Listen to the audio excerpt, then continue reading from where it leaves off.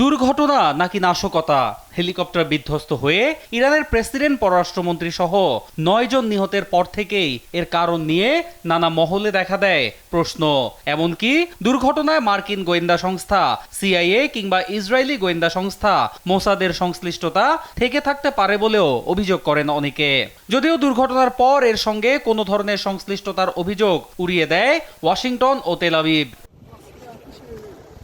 অবশেষে মর্মান্তিক ওই হেলিকপ্টার দুর্ঘটনার 5 দিন পর এ বিষয়ে প্রাথমিক তদন্ত প্রতিবেদন প্রকাশ করেছে ইরান কর্তৃপক্ষ।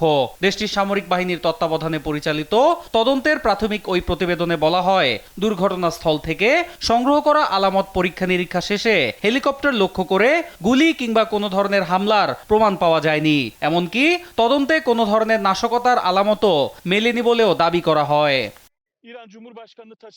তদন্তকারী কর্মকর্তারা আরো জানান, দুর্ঘটনার মাত্র 1.5 মিনিট আগ পর্যন্ত হেলিকপ্টারটির পাইলট অন্য দুটি হেলিকপ্টারের সঙ্গে যোগাযোগ রক্ষা করছিলেন এবং ততক্ষণ পর্যন্ত তিনি তার নির্ধারিত রুট ব্যবহার করেই গন্তব্যের দিকে এগিয়ে যাচ্ছিলেন।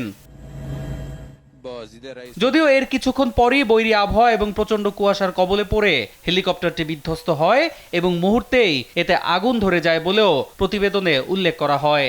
এছাড়াও অধিকতর তদন্ত শেষে দ্রুতই বিস্তারিত প্রতিবেদন প্রকাশ করা হবে বলে জানান কর্মকর্তারা।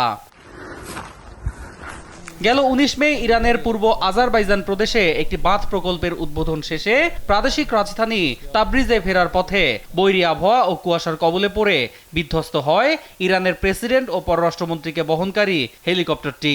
এতে ঘটনাস্থলে প্রাণ হারান প্রেসিডেন্ট ইব্রাহিম রাইসি, পররাষ্ট্রমন্ত্রী আমির আবদুল্লাহিয়ান সহ হেলিকপ্টারের 9 আরোহীর সবাই। অন্যয় কর্মকার, নিউজ ডেস্ক, দেশ টিভি।